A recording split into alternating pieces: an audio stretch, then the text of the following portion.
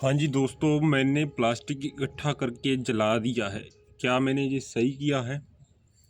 यदि मैं प्लास्टिक इकट्ठा करके एक जगह रख देता तो ये पड़ा ही रहता।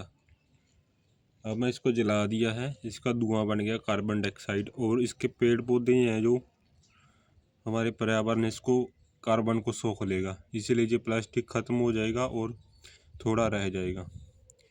तो मेरा कंट्रीब्यूशन पर्यावरण के लिए कैसा लगा? यदि मैंने गलत किया है तो नो लिखो, यदि मैंने सही किया है तो जैसे लिखो।